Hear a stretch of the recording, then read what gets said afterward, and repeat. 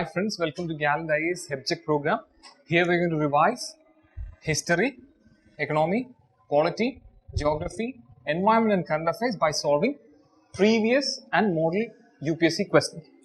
So let's start with the first question, that is from history. With reference to riot valley settlement, consider the following statement. It was asked in 2012. The rent was paid directly by the peasant to the government. Government gives pattas to the riots. And statement 3, the lands were surveyed and assessed before being taxed. Which of the statements given above are correct? We have to be careful. The question is asking the correct statements. And the options are given 1 and 2, 1, 2 and 3, and yes, none.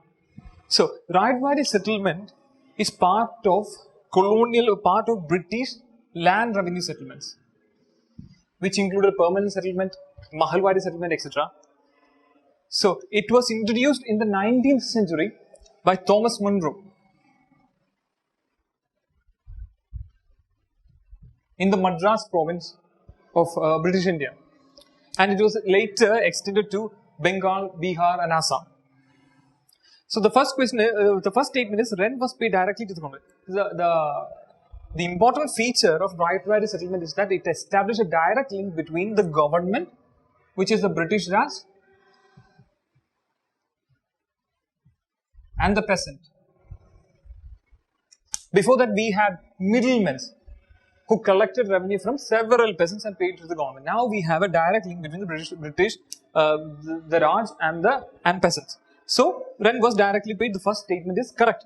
So we can say that either A, C or B is our answer. Second statement, the government gives pattas to riots. The government under this scheme made the riots the owners of the land. So they can cultivate on their own land. So they made them the owners of the land by giving them pattas or land deeds. Land deeds or title deeds. So statement 2 is also correct. That leaves us with option B or option C. Now, the last statement, the lands were surveyed and assessed before being taxed. That is also true. Under riot valley system, the British conducted an extensive land survey before allotting the land and before coming up with their assessment of the land revenue owed to the government. So, the statements given here are all true. 1, 2 and 3 are true. So, our answer becomes C. Now, then let's move on to the second question. Economics. Under which of the following circumstances may capital gains arise? Capital gains is an economic gain received when you purchase something and the value of that capital asset, like land or machinery.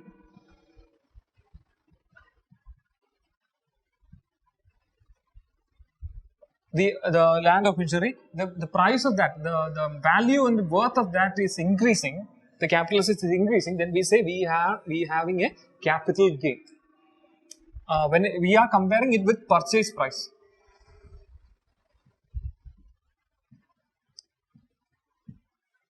Capital gains is peculiar because it is only realized when we sell the goods. So capital gains can be divided into long term or short term capital gains. That is not necessary under this question. They are asking, the question is which of the following is part of capital gains, which can be considered as capital gains. So the first statement, when there is an increase in the sale of a product. We already said it's not the sale of the product, but increase in the worth of a particular product. So increasing in sale may increase the revenue of a particular seller, but it will not increase the capital worth, the worth of the capital asset held by that person. So statement 1 can't be our answer. So we can eliminate option A and B. Now, so the options left for us are B and C, which tells us that our answer should have the choice 2. That means the statement 2 is correct. So we need not even read the answer. We can conclude very safely that the statement 2 is correct, 100% correct. So let's move on to the third option. We'll come back later. We'll come back later to the second statement.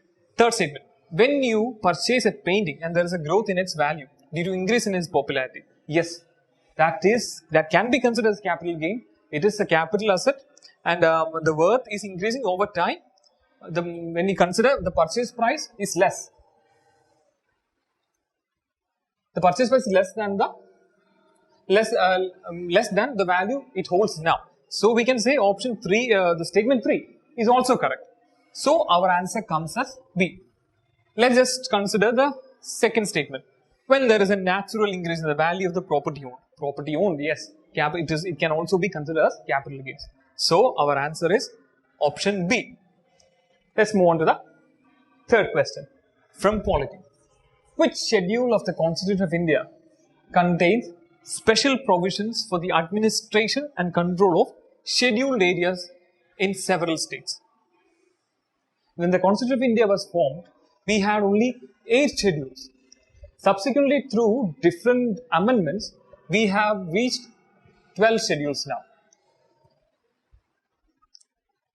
And the schedule they are asking here is which of the schedules provides special provisions. Special provisions provides for special administrative areas within states, which these are mainly tribal areas, which contains a large population of tribesmen, who need a separate and special administrative mechanism than the than the general population. So the constitution makers have inserted a provision which caters for their need, and they are asking which is the schedule which contains that provision. So the third provision deals with oaths and affirmation. So option A is not our answer. And the seventh schedule deals with the division of business between administrative business between state and central. It divides the entire subject of government into state list, central list, and the concurrent list. So 7, that means the option C is also not our answer. And option D, 9th schedule deals with 9th schedule also is not our answer. Our answer is B, 5th schedule. 9th schedule, we inserted 9th schedule to separate certain legislations from judicial review. So 9th schedule is also not our answer. So our answer is 5th schedule, which actually in fact deals with scheduled areas. 5th and 6th schedule deals with scheduled areas and scheduled tribes.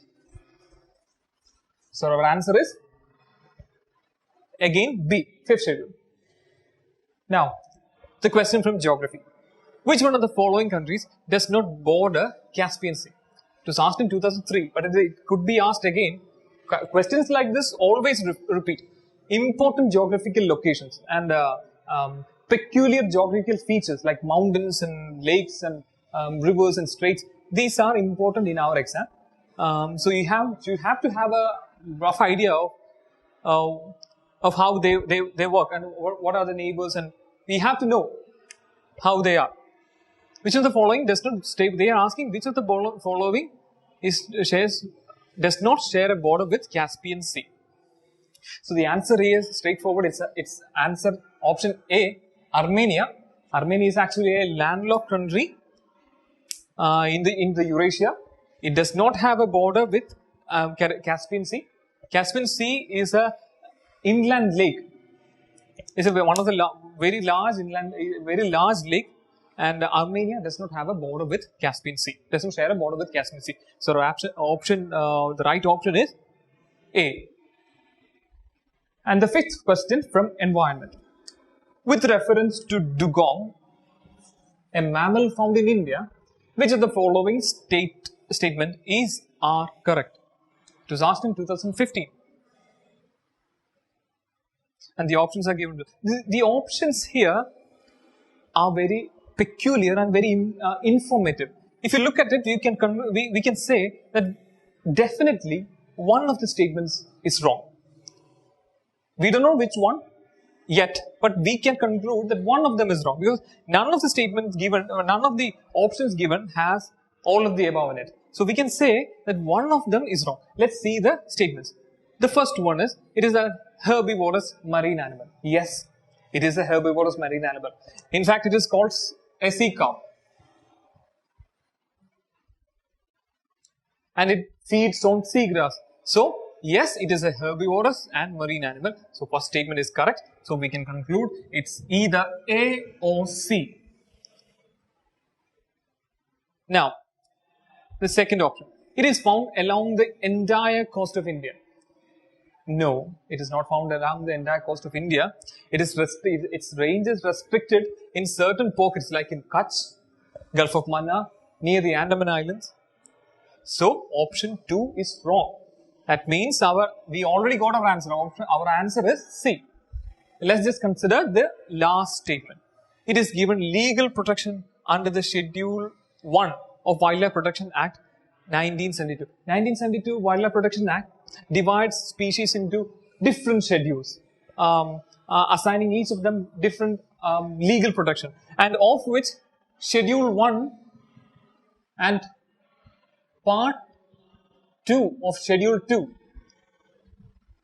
gives the maximum level of legal protection in India. So, it gives legal protection under Schedule 1. Statement 3 is also correct. Our answer is C. It is protected under Schedule 1 of the Wildlife Protection Act. That's all for today. See you tomorrow.